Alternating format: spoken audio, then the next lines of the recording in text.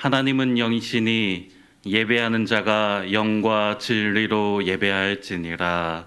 아멘. 우리 모두 각자 계신 자리에서 일어나 사도신경으로 우리의 신앙을 하나님께 고백합니다.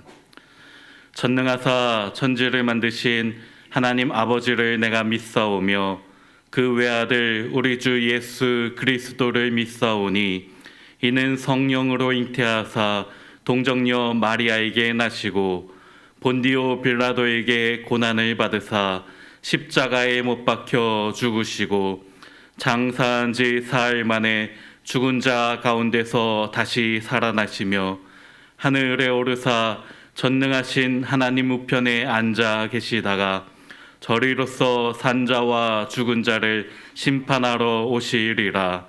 성령을 믿사오며 거룩한 공예와 성도가 서로 교통하는 것과 죄를 사하여 주시는 것과 몸이 다시 사는 것과 영원히 사는 것을 믿사옵나이다. 아멘.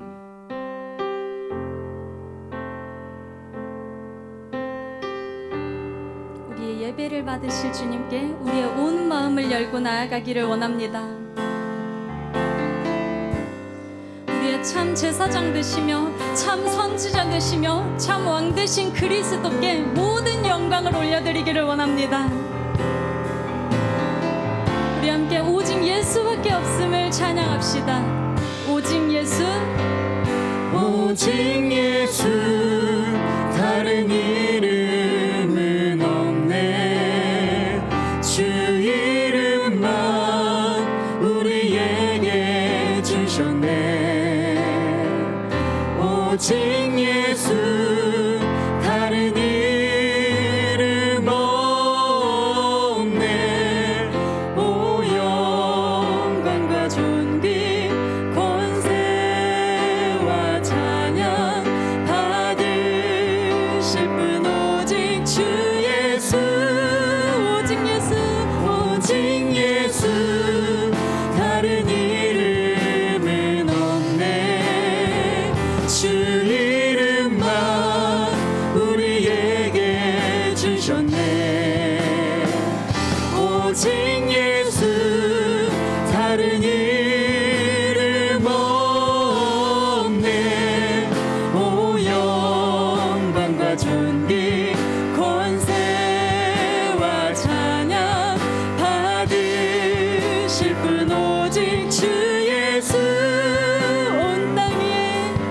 온 땅 위에 홀로 높으신 이름 하늘 위 높이 들리셨네.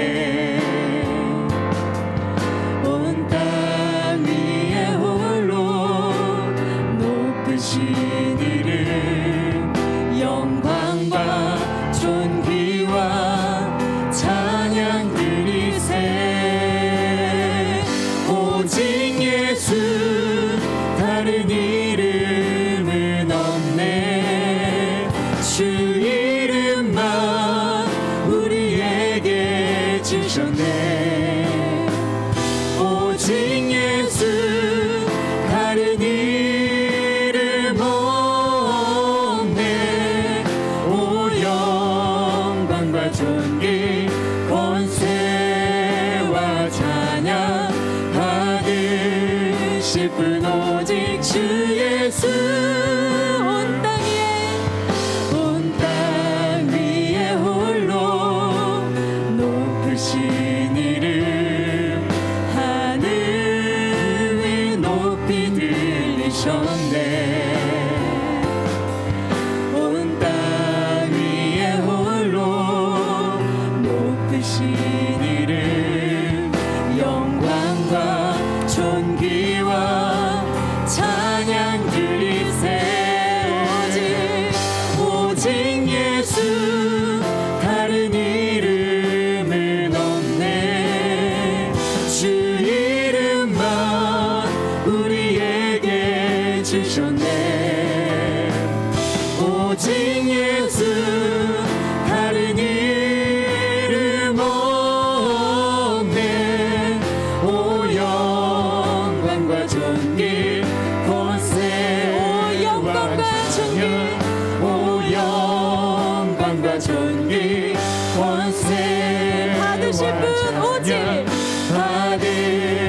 싶은 오직 주 예수.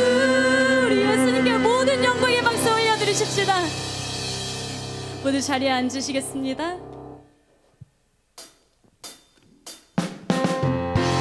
우리를 언제나 인도하시는 그 주님의 은혜를 기억하며 함께 이 찬양 올려드립시다. 아 하나님의 은혜로, 아 하나님의 은혜로 있을 데 없는 자 왜 구속하여 주는지 난 알 수 없도다. 아 하나님의 은혜로, 아 하나님의 은혜로 있을 데 없는 자 왜 구속하여 주는지 난 알 수 없도다. 내가 믿고 또 의지하는 내 모든 형편 아시는 주님 늘 보호해 주실 것을 나는 확실히 아네. 왜 내게 굳센 믿음과, 왜 내게 굳센 믿음과 또 복음 주셔서 내 맘이 항상 평안지 난 알 수 없도다. 우리에게 평안 주시는 주님을 믿으며 나아갑니다. 내가 믿고 또 의지하는 내 모든 형편 아시는 주님 늘 보호해 주실 것을 나는 확실히 왜 내게 성령 주셔서, 왜 내게 성령 주셔서 내 마음 감동해 주 예수 믿게 하는지 난 알 수 없도다. 내가 믿고 또 의지하는 내 모든 형편 아시는 주님 늘 보호해 주실 것을 나는 확실히 주 언제 강림하실지, 주 언제 강림하실지 혹밤에 혹낮에 또 주님 만날 그곳도 난 알 수 없도다. 우리 주님을 믿으며 나아갑니다. 내가 믿고 또 의지하는 내 모든 형편 아시는 주님 늘 보호해 주실 것을 나는 확실히 아네. 내가 믿고 또 의지하는 내 모든 형편 아시는 주님 늘 보호해 주실 것을 나는 확실히 우리 믿음으로 고백하며 나아갑니다. 내가 믿고 또 의지하는 내 모든 형편 아시는 주님 늘 보호해 주실 것을 나는 확실히 아네.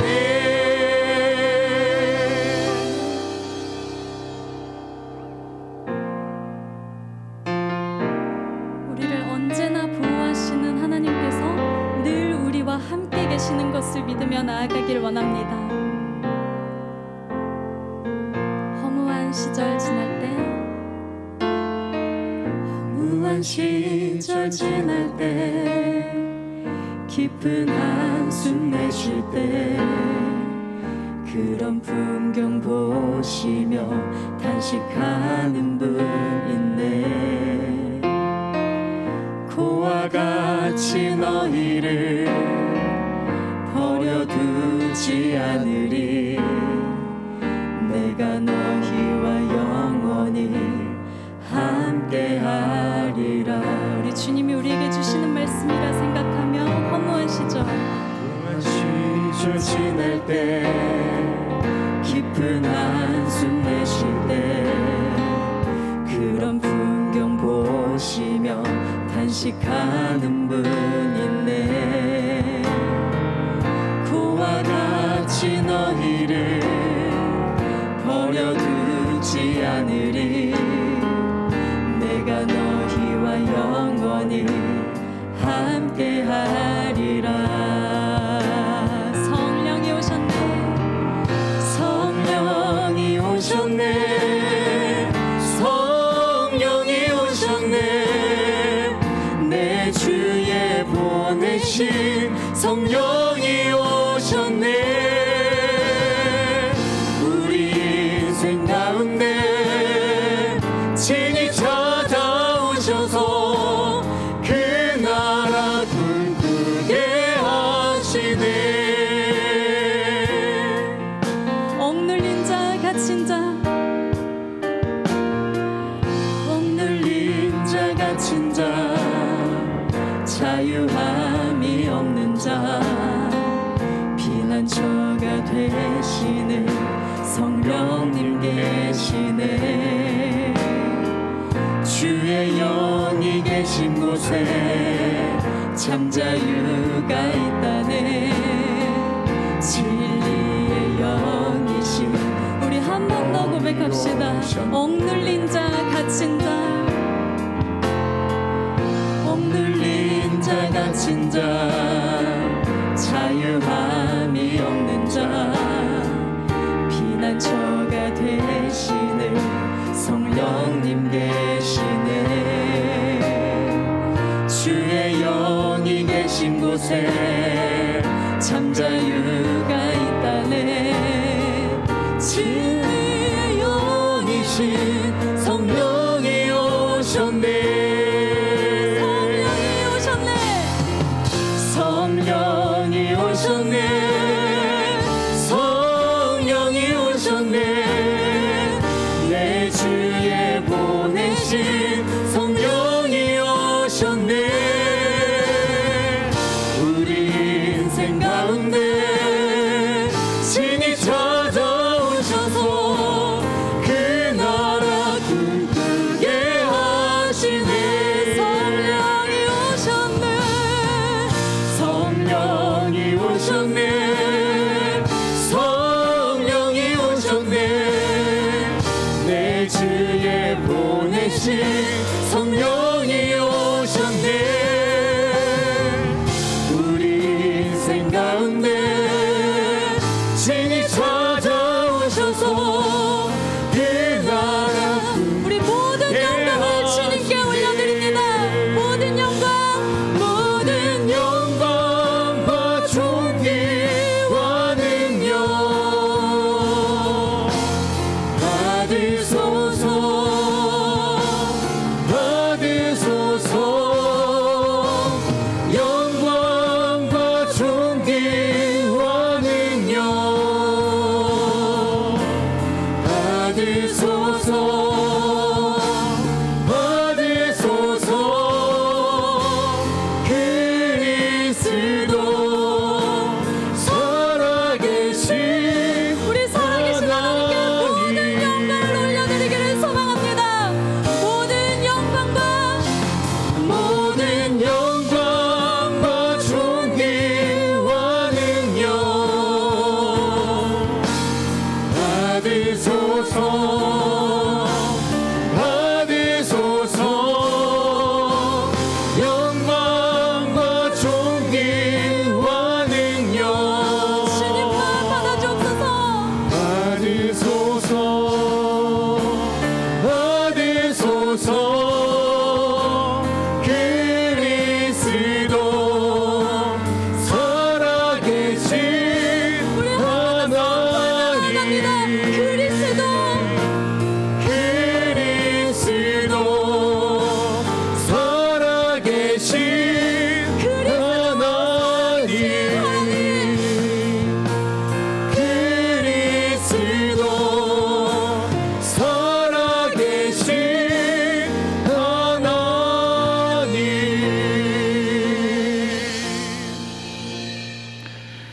이 시간 함께 기도하실 때에 지난 한 주간 동안 우리가 마음으로 또한 입술로 또한 행동으로 지은 모든 죄를 고백하는 참회의 기도를 드립니다. 또한 주님, 코로나로 인하여 너무나 힘든 고난을 지나가고 있사오니 속히 이 코로나가 물러나게 하여 주시옵소서 같이 기도하시며 오늘 드려지는 예배 가운데 살아계신 하나님을 경험하는 시간 되게 하여 주시옵소서. 말씀 선포하실 사랑하는 담임 목사님 능력으로 붙잡아 주시옵소서. 한 마음으로 기도하며 나아갑니다. 네, 저는 그렇습니다. 이 시간 주님의 영광을 구하며 하나님의 얼굴을 구하며 주 앞에 예배하며 나아갑니다. 주님, 이 예배 가운데 우리의 모든 더럽고 추악한 죄들이 씻어지는 시간 되게 하여 주시고 예수 그리스도의 은총을 경험하는 시간 되게 하여 주시옵소서. 하나님, 코로나로 인하여 우리의 일상과 우리의 예배가 너무나 힘들어하고 있음을 고백하오니 주님 불쌍히 여겨주시고 찾아와 주시고 다시 회복시켜 주시옵소서. 이 드려지는 예배 가운데 오직 주의 영광을 바라볼 수 있는 시간 되게 해주시고 말씀 선포하실 사랑하는 담임 목사님 능력의 장중에 붙잡아 주셔서 그 말씀으로 인하여 절망 가운데 있는 우리 가운데 희망을 발견할 수 있는 귀한 은혜의 시간 되게 하여 주시옵소서. 주님,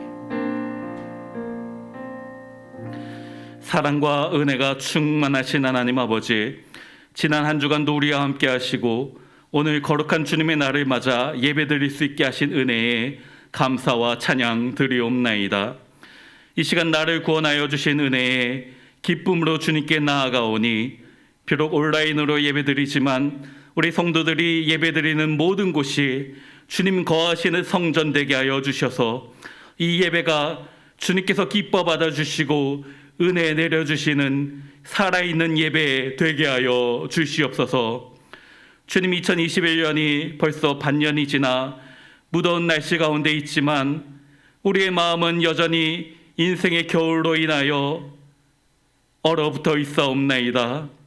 또한 코로나로 물질의 문제, 질병의 문제, 또 여러 가지 답답한 마음의 문제를 가지고 살아가고 있사오니 속히 겨울을 견딘 봄날의 기쁨을 회복시켜 주시옵소서. 육신적인 질병 가운데 있는 성도들 찾아와 주셔서 치유하여 주시고 경제적인 문제로 힘들어하는 성도들 하나님의 풍성하심과 부유하심을 경험케 하여 주시옵소서. 우리 성도들의 사업장과 직장에도 막혔던 것들이 풀리는 은총을 속히 허락하여 주시옵소서. 우리 모든 성도들 어려울 때일수록 믿음의 반석 위에 굳게 서서 인생의 비바람을 잘 견디게 하여 주시옵소서. 우리 온 세계 교회를 사랑하시는 주님, 특별히 다음 세대 여름 사역이 비대면으로 진행 중이 있습니다. 섬기는 교사들을 축복하여 주시고 이들의 수고와 헌신을 통하여서 참여하는 모든 아이들이 예수 그리스도만이 우리 인생의 참된 소망임을 고백하며 주님의 사랑과 축복의 자녀 되게 하여 주시옵소서. 이 시간 주님의 말씀을 듣습니다. 세우신 목사님에게 성령의 충만함을 허락하여 주시고 영육간의 강건함을 주사 맡겨주신 모든 사역들에 기름 부어 주시옵소서. 오늘 선포되어지는 말씀을 통하여서 좌절 가운데 희망의 빛 되신 주님을 경험하는 은혜의 시간 되게 하여 주시옵소서. 이 예배를 주님께 의탁하오며 이 모든 말씀을 살아계신 우리 주 예수님의 이름으로 기도하옵나이다. 아멘.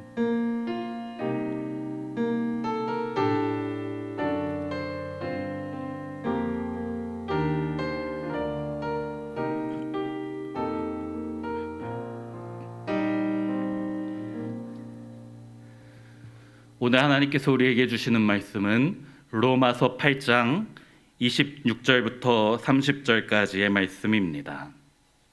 신약 성경 249면에 있는 로마서 8장 26절부터 30절까지의 말씀을 저와 함께 천천히 합독하시겠습니다. 이와 같이 성령도 우리의 연약함을 도우시나니 우리는 마땅히 기도할 바를 알지 못하나 오직 성령이 말할 수 없는 탄식으로 우리 일을 위하여 친히 간구하시느니라. 마음을 살피시는 이가 성령의 생각을 아시나니 이는 성령이 하나님의 뜻대로 성도를 위하여 간구하심이니라. 우리가 알거니와 하나님을 사랑하는 자 곧 그의 뜻대로 부르심을 입은 자들에게는 모든 것이 합력하여 선을 이루느니라. 하나님이 미리 아신 자들을 또한 그 아들의 형상을 본받게 하기 위하여 미리 정하셨으니 이는 그로 많은 형제 중에서 맏아들이 되게 하려 하심이니라. 또 미리 정하신 그들을 또한 부르시고 부르신 그들을 또한 의롭다 하시고 의롭다 하신 그들을 또한 영화롭게 하셨느니라. 아멘.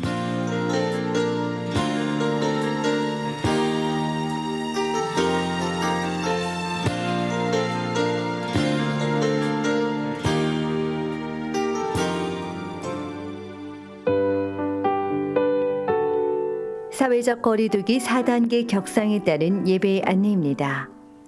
오늘과 다음 주일 예배는 1부에서 5부 예배까지 모두 2주간 비대면으로 진행됩니다.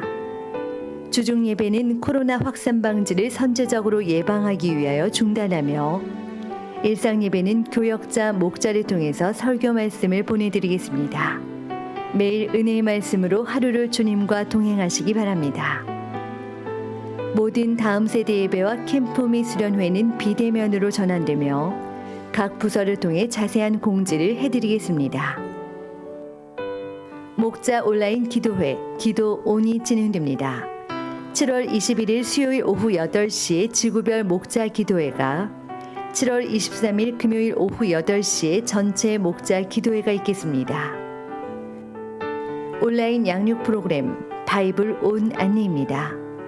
모세 오경으로 보는 하나님 나라, 역사서로 보는 하나님 나라, 시가서로 보는 하나님 나라, 선지서로 보는 하나님 나라라는 과목으로 각각 6주간 진행될 예정이오니 성도님들의 많은 참여를 부탁드립니다. 다음은 기타 광고 및 큐 동정입니다.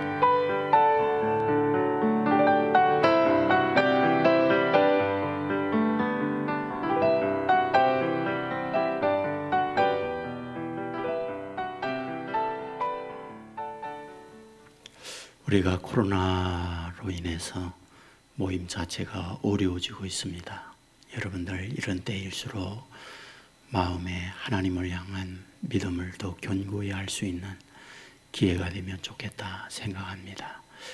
우리의 예배가 온라인으로 진행이 되어지고 우리의 다음 세대 여름 사역도 온라인으로 대체가 되어집니다. 힘든 때에 함께 기도하면서 어려움을 잘 극복해 주면 좋겠다 생각이 되어집니다. 잠시 기도하겠습니다. 어렵고 힘든 시절을 살아가고 있는 우리, 여전히 하나님은 우리의 삶에 개입하셔서 우리와 동행하고 우리를 인도해 주심을 믿습니다. 코로나19로 모임이 제한이 되어 있고 비대면으로 예배를 드리고 있는 초소에 하나님 찾아가 주시고 그곳에 임재하여 살아계신 하나님을 경험하는 믿음의 사람들 되게 하여 주옵소서. 몸이 아픕니다. 마음이 힘듭니다. 찾아오셔서 우리의 마음을 어루만져 주시며 우리의 몸을 건강하게 회복시켜 주시옵소서. 아버지 하나님, 저들의 가정을 아십니다. 기도하는 제목을 기억해 주시고 하늘의 상단 기도가 되게 하시며 주의 은혜 축복으로 응답하여 주옵소서. 드려진 헌금이 사오니 받아주시기 원하오며 아버지께서 형편을 따라 돕는 은혜를 내리워 주옵소서. 말씀을 돕고자 합니다. 종의 입술을 다스려 주실 줄 믿고 예수님 이름으로 기도드리옵나이다. 아멘. 이 시간에도 하나님 앞에 예배하는 모든 분들 위해 하나님의 큰 은혜가 넘치기를 주님의 이름으로 축원합니다. 살아온 기적, 살아갈 기적, 이런 제목의 책이 있습니다. 장영희라는 분이 썼습니다.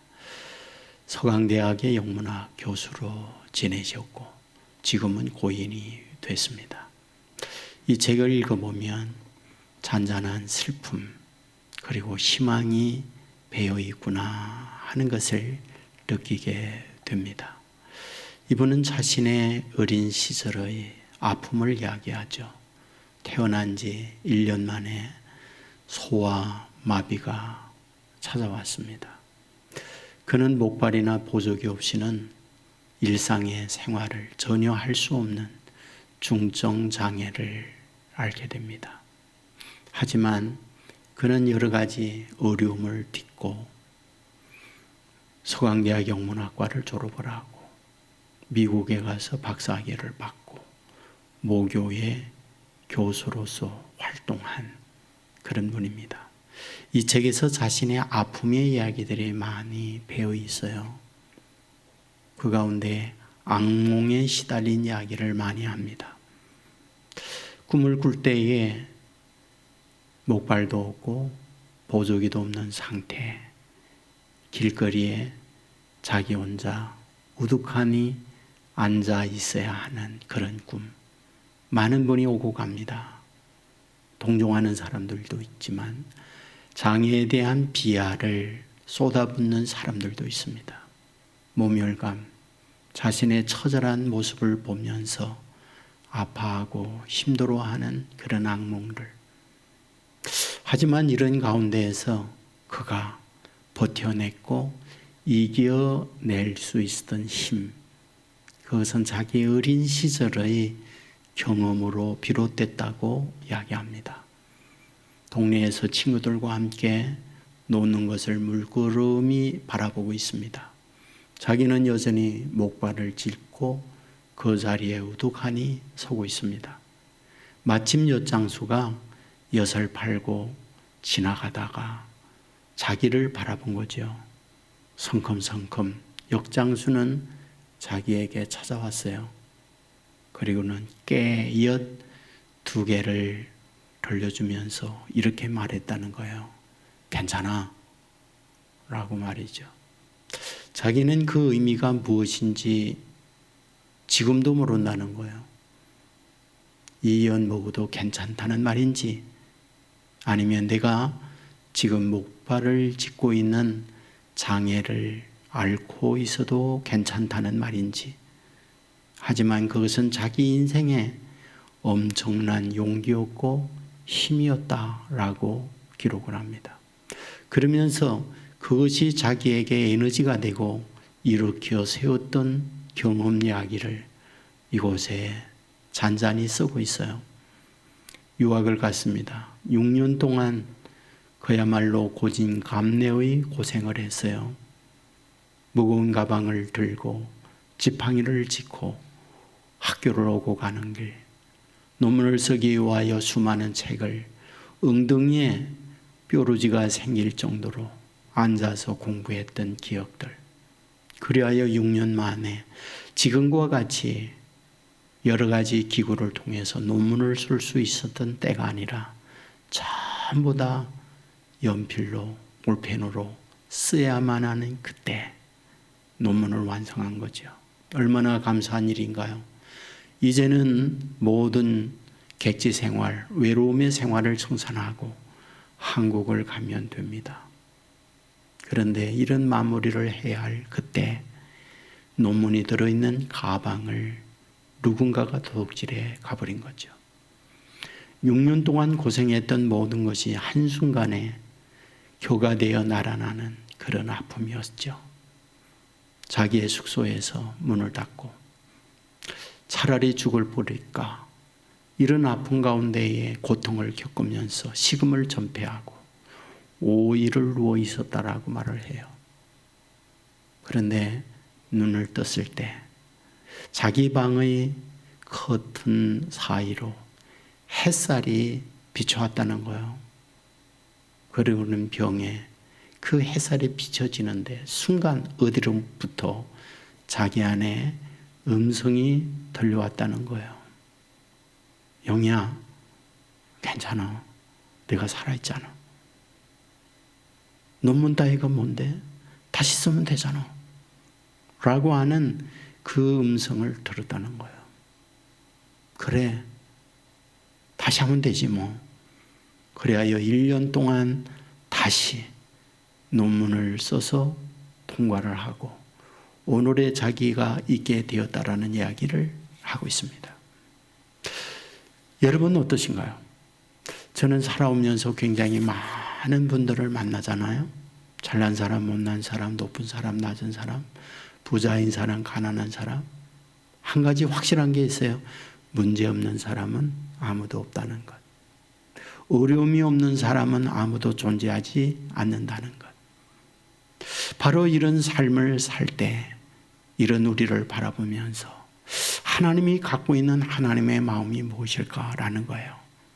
저는 오늘 본문을 보면서 하나님이 이런 심정으로 우리에게 말씀하고 있구나. 괜찮아. 그래도 이것이 오늘 본문 우리에게 하고자 하는 말씀이구나 라는 거예요.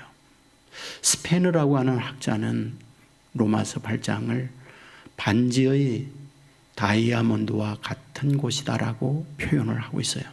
성경이 있죠. 성경 가운데에 로마서 8장은 다이아몬드와 같은 위치에 있는 것, 이것이 로마서 8장이라고 이야기합니다. 그만큼 로마서 8장은 믿는 성도들에게 매우 소중한 말씀이잖아요. 로마서 8장을 성령론이라고 그래요. 성령을 말하고 있기 때문에 그러한 거죠.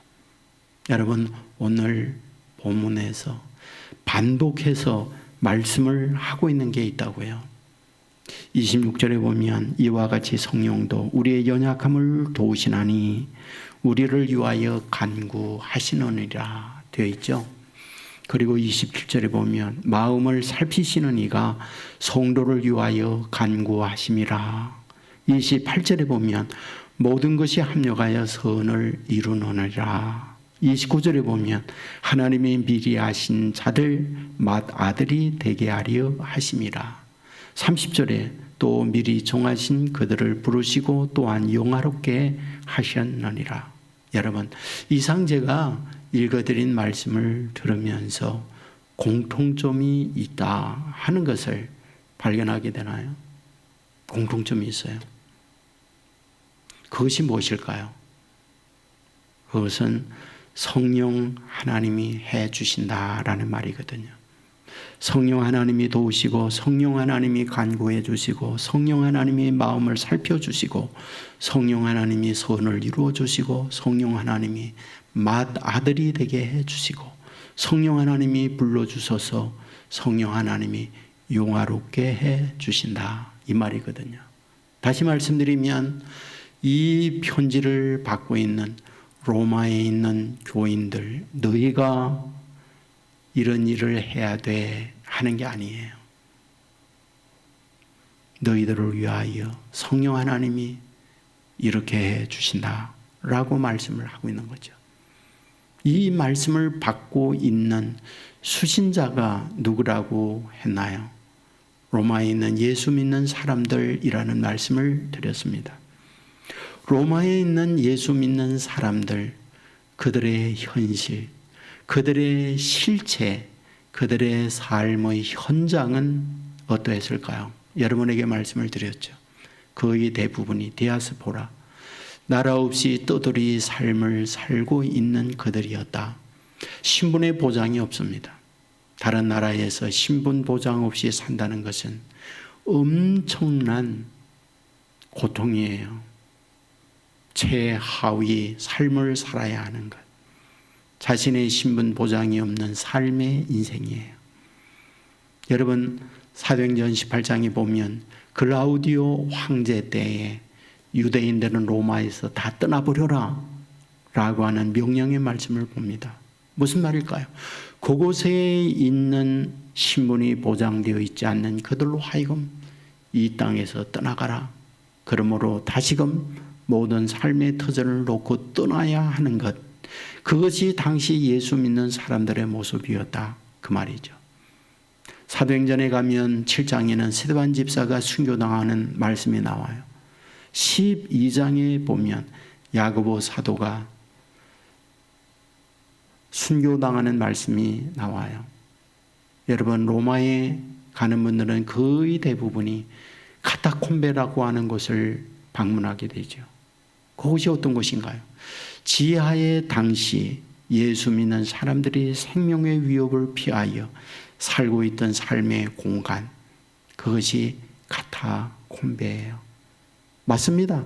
당시 예수 믿는다라고 하는 것은 정상적 직업이나 정상적 생활에 제한을 받고 있고 생명의 위협을 받고 있는 현실, 그것이 바울이 로마에 있는 교인들에게 편지를 보낼 때 편지받는 예수 믿는 사람들의 상황이었다라는 거예요.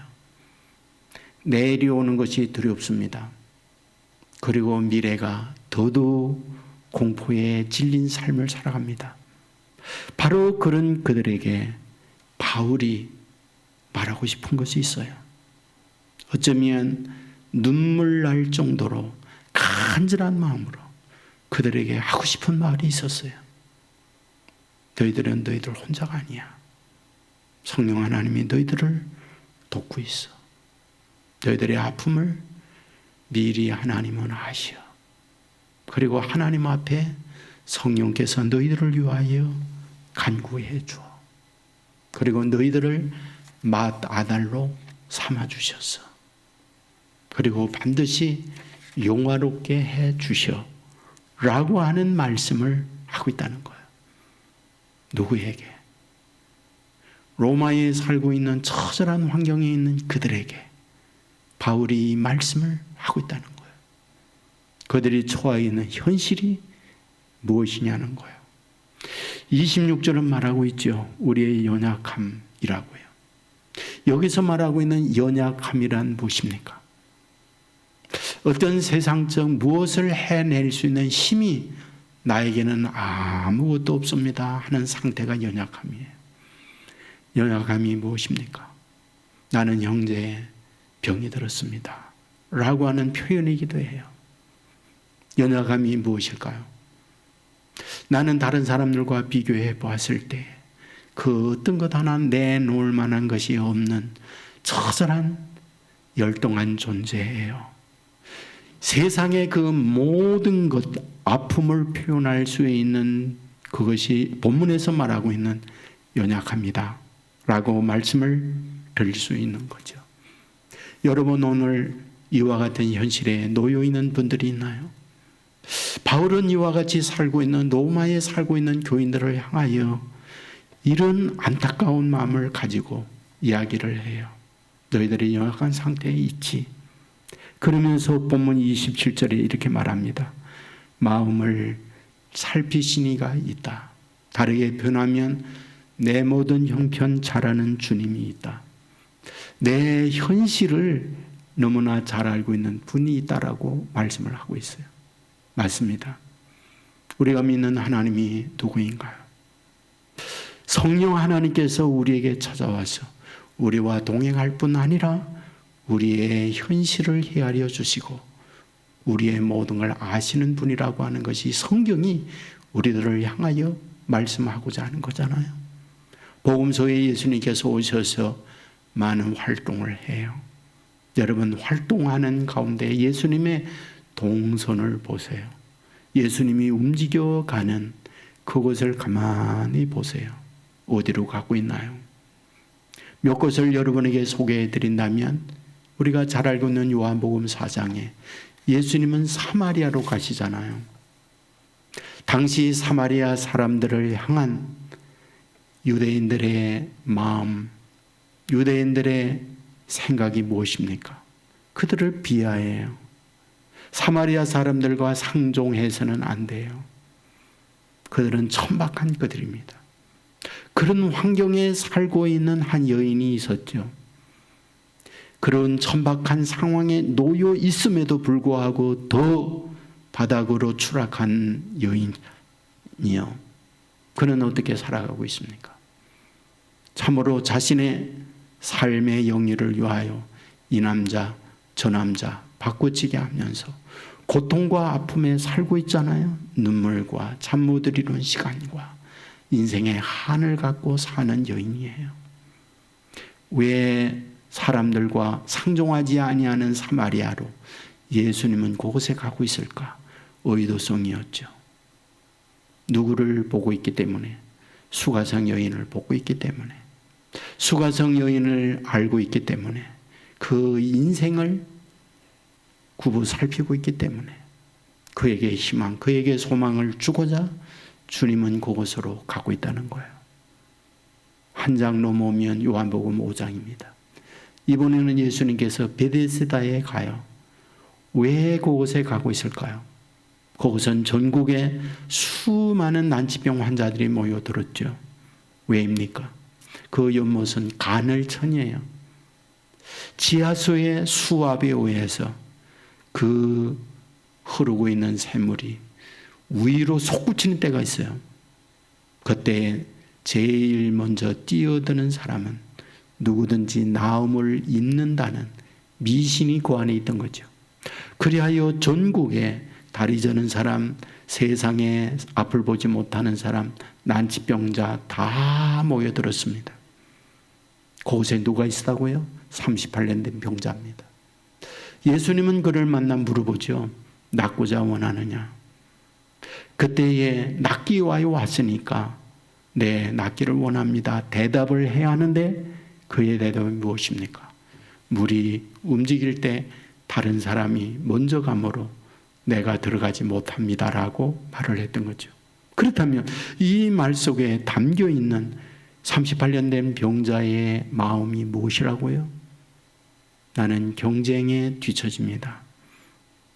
나를 도와줄 사람이 아무도 없습니다. 38년 동안 아파하면서 내 주위에 있는 사람 하나둘씩 다 떠나버리고 나 혼자만 덩그러게 남아 있습니다. 나는 너무 힘들어요 라고 하는 것이 그 말 속에 담겨 있는 걸 말하고 있는 거잖아요. 여러분, 예수님께서 베데스다에 간 이유는 바로 그를 아는 거예요. 상황을 보고 있는 거예요. 그를 만나기 위하여 예수님께서 가시는 거예요. 여러분, 마가복음 2장에 가면 예수님께서 레위 마태를 부르는 내용이 나와 있어요. 여러분, 마태복음은 마태라고 말하고 있지만 마가복음에서는 레위라고 표현을 해요. 여러분, 레위가 무엇입니까? 하나님이 나의 분깃이라는 뜻이에요. 곧 이스라엘 백성이 12지파에게 각각 땅들을 분배해 주었잖아요. 그런데 레위 지파만은 분배해 주지 않았어요. 이유가 뭡니까? 여호와 하나님이 우리의 분깃, 나의 분깃이기 때문에 눈에 보이는 땅의 분깃을 받지 않아도 된다는 거죠. 그런데 지금 그는 그런 이름을 갖고 있지만 뭐 하고 있나요? 세리입니다. 당시 세리라는 것은 창녀 취급을 받았어요. 가장 비하적, 가장 천박한, 가장 바닥의 인생으로 취급받는 것이 세리였던 거죠. 무슨 뜻일까요? 이름은 레위 지파 사람이요 레위요, 하나님이 나의 분깃이라는 이름을 갖고 있지만 그의 실상은 뭐다? 그와 같은 하층민으로 살 수밖에 없는 인생으로 처하여 있다는 걸 보여주고 있는 거죠. 예수님께서 그에게 찾아와서 그를 부르시면 무엇입니까? 내가 지금까지 내 현실, 내 이름은 레위라고 되어 있지만 그런 하나님의 인도를 받지 못하고 내 비참한 현실을 나는 보고 있어. 그래서 내가 너를 부르기 위하여 왔어. 이 뜻이 무엇이라는 말이에요? 주님이 그곳에 가셔서 그를 제자로 부르고 있다. 이것을 우리에게 말씀해 주고 있는 거죠. 맞습니다. 오늘 본문에서 반복해서 말하는 게 있어요. 미리 하시고 미리 정하시고 미리 정하셨다. 이 부분을 3번씩 반복하고 있는 걸 보게 되잖아요. 여러분, 저와 여러분의 인생 알아요. 로마에서 바닥의 삶을 살고 있는 예수 믿는 사람들 알고 있어요. 알고 있는 그분이 어떻게 하고 있다는 말이에요? 섭리하고 있다는 말을 하고 있는 거죠. 알고 있는 것으로 끝이 아니라 알고 있는 너에 대하여 내가 너를 찾아가고 너의 삶을 설계하여 너희들을 이끌어가고 있다라는 것을 본문에서 말씀을 해주고 있는 거죠. 여러분, 저와 여러분이 주어져 있는 현실이 어떤 건가요? 아무도 없는 외로운 나만이 홀로 있는 것 같이 여겨질 수 있지만 예수 믿는다는 것, 믿는 그들에 대하여 성령께서 오셔서 반드시 미리 정하시고 우리의 삶을 이끌어 가주신다. 이것이 성경이 우리를 향한 약속이에요. 저는 이 말씀을 준비하면서 오늘 제가 여기까지 오게 된 걸 돌이켜보니까 그런 것들이 하나님이 간섭하셨구나. 이거를 제가 느끼게 돼요.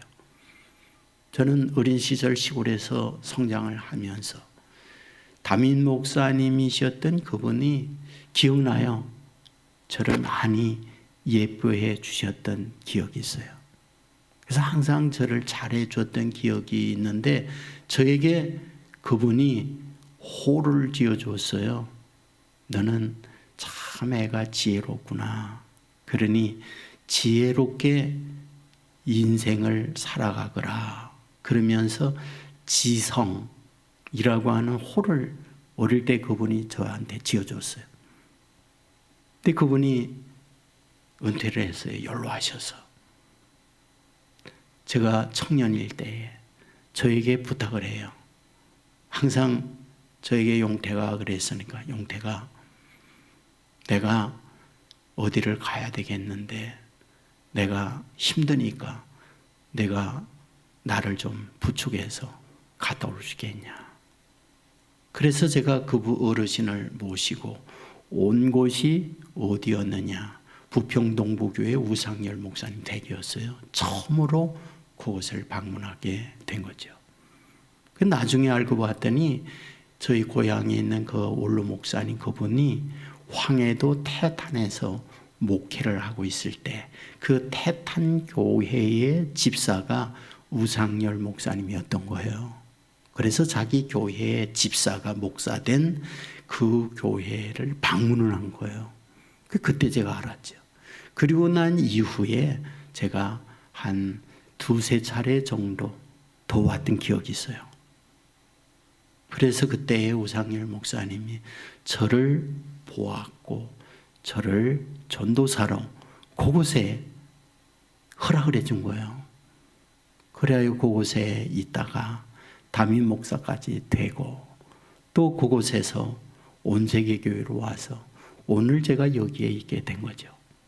제가 그런 것을 돌이켜서 가만히 살펴보면 우연히 이루어지는 것이 아니었구나.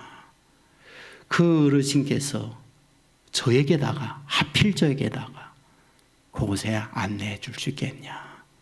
그래서 모시고 간 것이 우상열 목사님을 만나게 되어졌고 그것이 오늘의 저를 여기까지 있도록 하나님이 인도해 주었구나 하는 것을 깨닫게 됩니다. 여러분, 저는 이 땅 위에 살아가는 일들이 그냥 우연히 일어나는 것 같지만은 하나님이 배후에 이렇게 섭리하고 일하시는구나 하는 것을 느끼지 않을 수가 없어요. 여러분, 우리가 창세기의 요셉을 잘 알고 있잖아요. 아버지의 심부름을 받아요. 형들이 양치기 하고 있으니 음식과 옷가지를 갖다 주고 오도록 해라. 세겜에 있었어요. 갔더니 세겜이 없어요. 물었죠. 지나가는 사람들에게. 여기에 양치기 하던 사람들 어디로 갔나요? 도단으로 갔다고 안내줘요. 도단까지 힘든 길을 가는데 멀리서 형들이 뭐예요? 요셉이 오는 것을 한눈에 알아보았죠. 왜입니까? 요셉은 채색 옷을 입고 있었거든요. 그리하여 요셉을 잡습니다. 옷을 벗깁니다.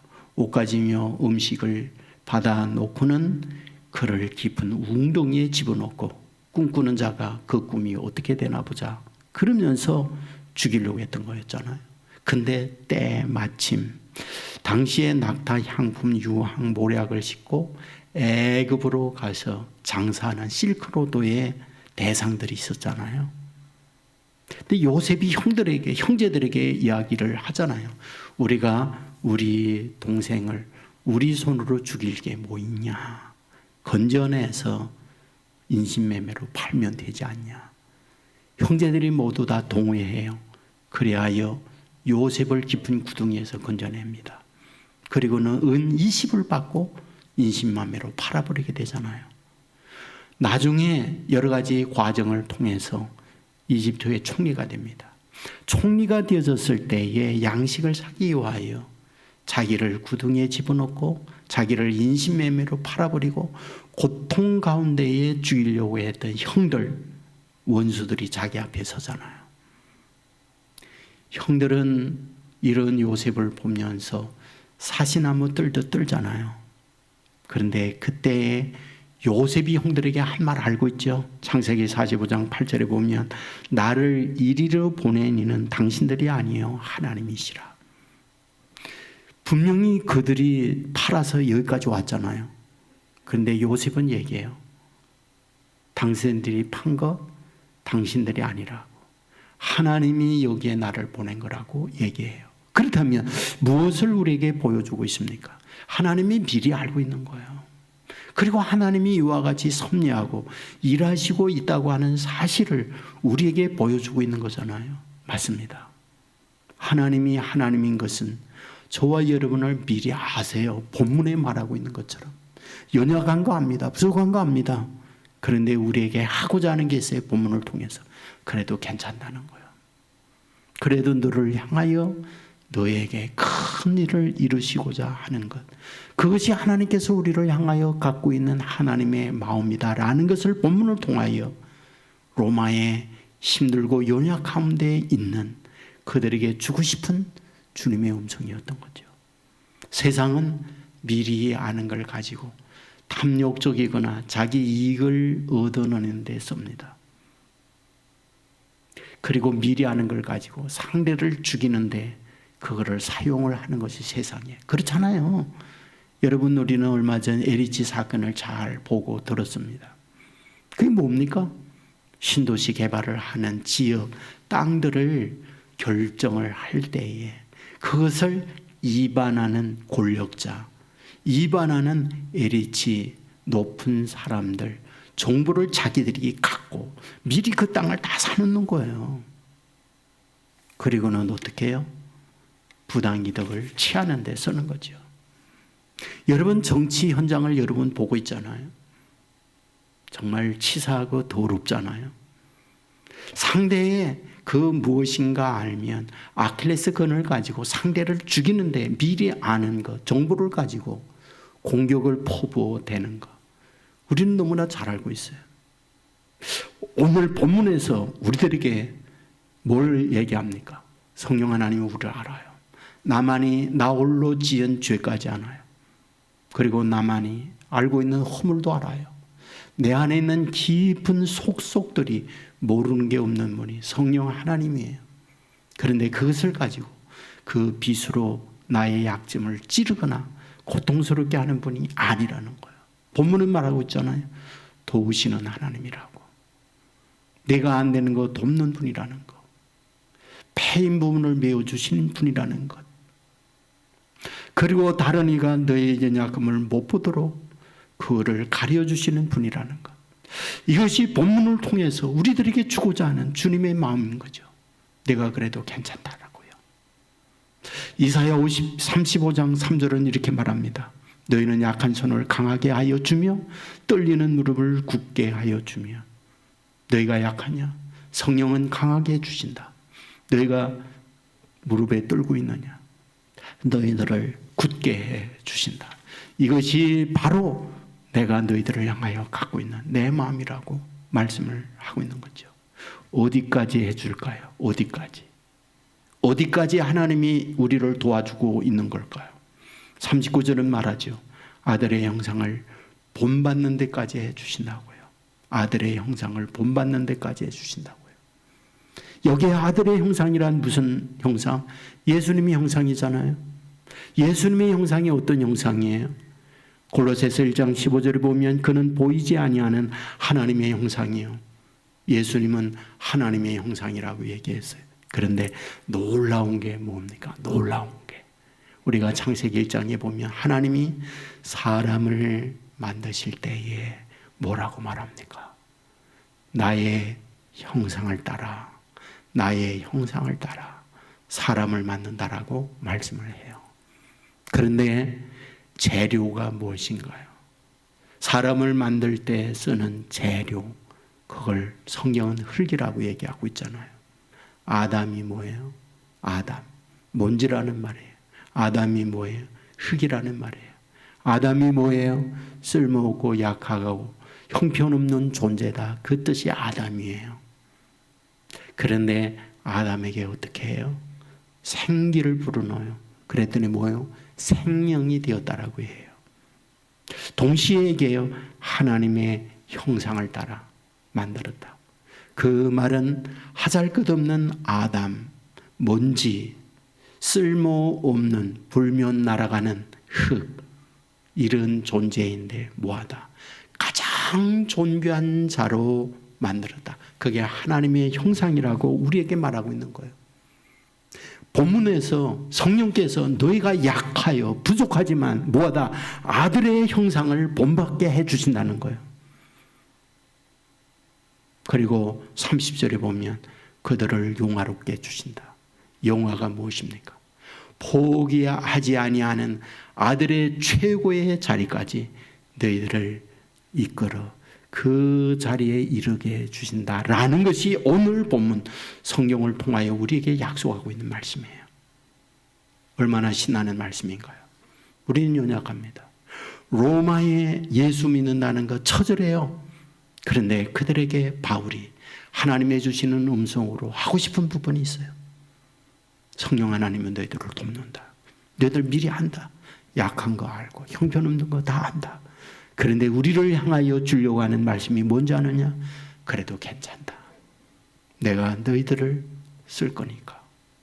오늘 이 음성이 저와 여러분에게 들려오는 주님의 음성이라는 거 믿으시기를 주님의 이름으로 축원합니다. 몇 해 전에 서울 가정법원 청소년 법정에 있었던 이제 한 사건이 신문에 보도가 됐어요. 피고가 16살 난 A양입니다. 얘는 이제 오토바이 훔치고 폭력을 행해서 붙들려 왔어요. 근데 그동안에 그 지연죄가 드러난 것만 14건이에요. 그리고 그 전에 한 번 또 법정에서 왔는데 청소년이니까 훈방을 하고 내보냈어요. 근데 재범을 하고 온 거예요. 근데 이번에 판사가 판결을 내릴 때 불처분 처분을 해요. 그것은 무엇이냐 하면 범죄를 했지만 범죄의 죄를 묻지 않고 너를 그대로 풀어준다 이 말이에요. 지금 재범이고 14번 도둑질하고 폭력하고 그런 기록이 있는데도 불구하고 판사가 불처분 처분을 하는 거예요. A양을 판사가 일어나게 했어요. 그리고는 따라하라고 그래요. 뭐라고 따라하라고 그러냐? 세상에서 나는 가장 멋지게 생겼다. 이렇게 따라하라고 해요.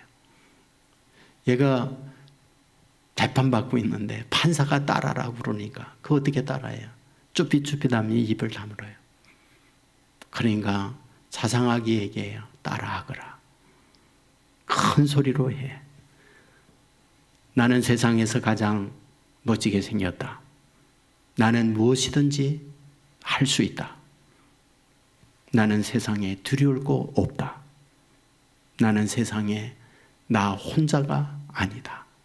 이 말을 할 때에 이 아이는 그 자리에서 펑펑 웁니다.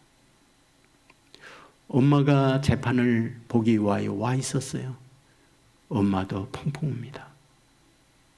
그곳에 있던 많은 법정에 있던 사람들도 다 같이 웁니다. 판사는 그와 같이 판결을 내리는 설명을 해요. 이 아이는 우등학생이었습니다. 그런데 남자 여러 명에게 폭행을 당했습니다. 그 이후에 이 아이는 무너지기 시작했습니다. 그리고 정신적 치료도 받고 엄마는 그 일로 인해서 한쪽마비가 됐습니다. 그리고 그때부터 아이는 불량 학생들과 어울리면서 이렇게 이 아이가 여기까지 왔습니다. 이 아이가 가해자입니까? 피해자입니까? 이 아이가 가해자입니까? 피해자입니까? 판사는 눈물을 흘리는 거죠. 세상이 이 아이를 이렇게 만들었다고. 이 아이에게 희망을 줘야 되는 게 아니냐고. 저는 그거를 읽으면서 생각이 드는 거예요. 주님께서 우리를 바라보면서 갖고 있는 주님의 마음이 무엇일까 하는 것. 저와 여러분의 삶이 어떠신가요? 저와 여러분이 여기까지 저와 여러분의 인생은 무엇인가요? 내 모든 형편 잘 아는 주님, 고단한 인생을 살아온 저와 여러분, 어쩌면 주님께서 우리에게 이렇게 말하실 거예요. 용대가 괜찮아. 내가 너를 알잖아. 내가 너를 미리 정했어. 그리고 내가 너를 도울 거야. 내가 너를 아들의 형상에 이르기까지, 그리고 영광스러운 용화의 자리에 이르기까지 나는 너를 절대 포기하지 않을 거야. 우리가 가져야 할 게 뭡니까? 이런 주님의 음성을 믿는 거예요. 이런 주님의 음성을 우리가 믿음으로 받아들이는 거예요. 이 믿음을 붙들고 갈 때 주님은 약속을 반드시 저와 여러분에게 이루어 주신다. 이 사실을 믿으시고 이 은혜에 참여하는 저와 여러분 되시기를 주의 이름으로 축원합니다. 우리 있는 자리에서 다 같이 일어나겠습니다. 그리고 같이 찬양하겠습니다.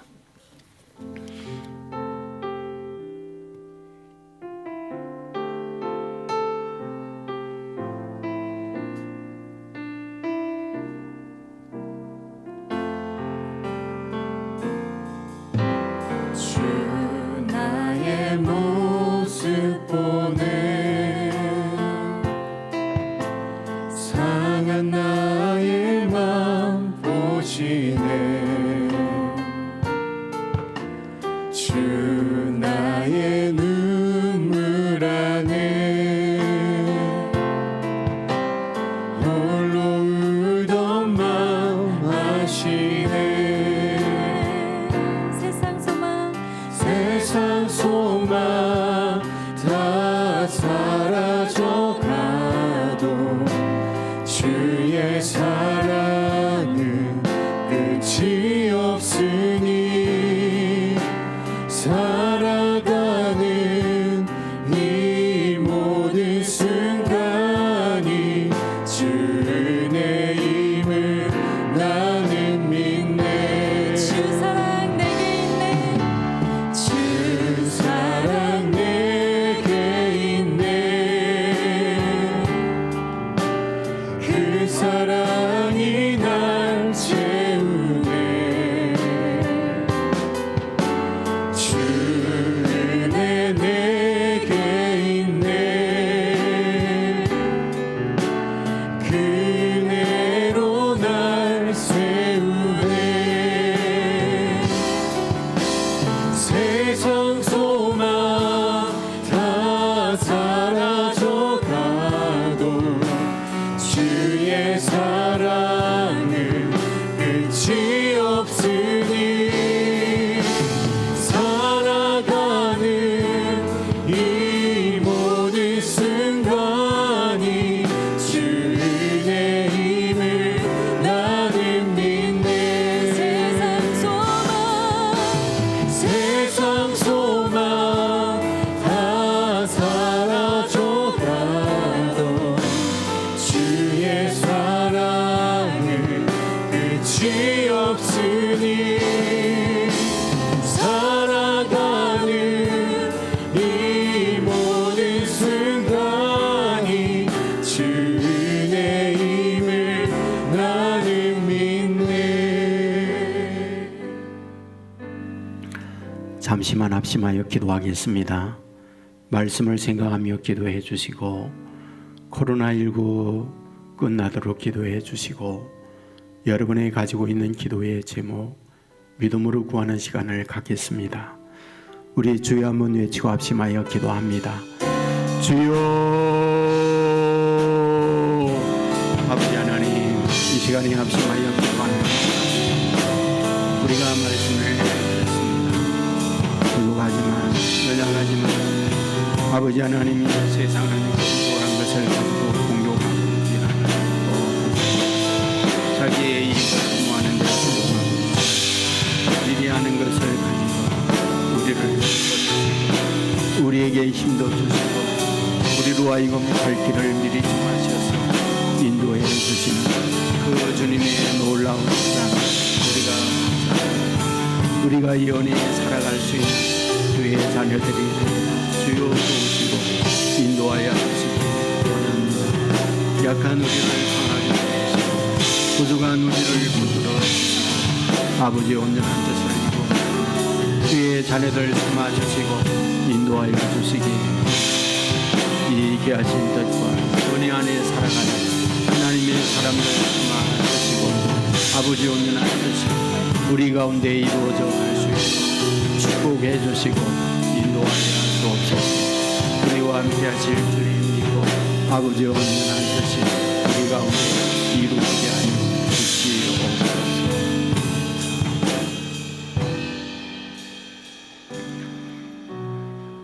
우리의 연약함을 미리 아시고 우리의 갈 길을 인도해 주시는 아버지 하나님, 말씀을 들었습니다.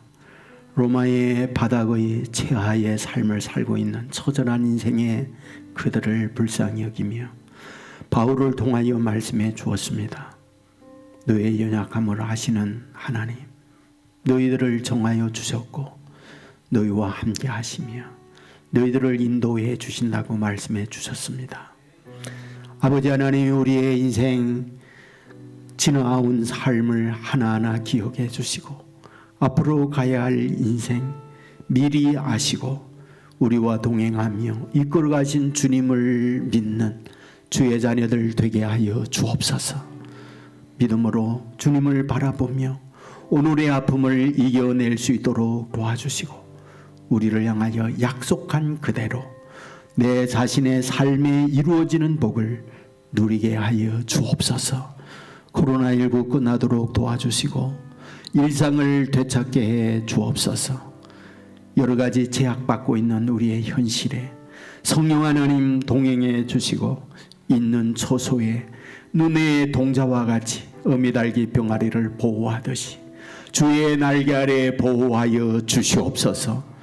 길이요 진리요 생명 되시는 우리 주 예수 그리스도의 은혜와 아버지 하나님의 넓으신 사랑과 성령님의 감화, 감동, 축복, 역사, 인도하심이 이 자리에 참여한 주의 자녀들, 저들의 가정, 저들의 형편을 따라 아버지의 도없는 은혜를 분명 내리워 주실 줄 믿으며 병상이 있는 자녀나 군에 가 있는 젊은이나 해외나 지방에 나가 있는 주의 백성이나 영상을 통하여 가정에서 예배하는 믿음의 가정들, 저들의 하는 일, 저들의 앞날 위에 이제부터 영원토록 함께 있을지어다. 아멘.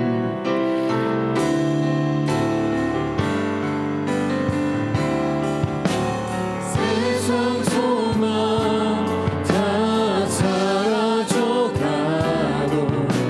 주의 사랑은 끝이 없으니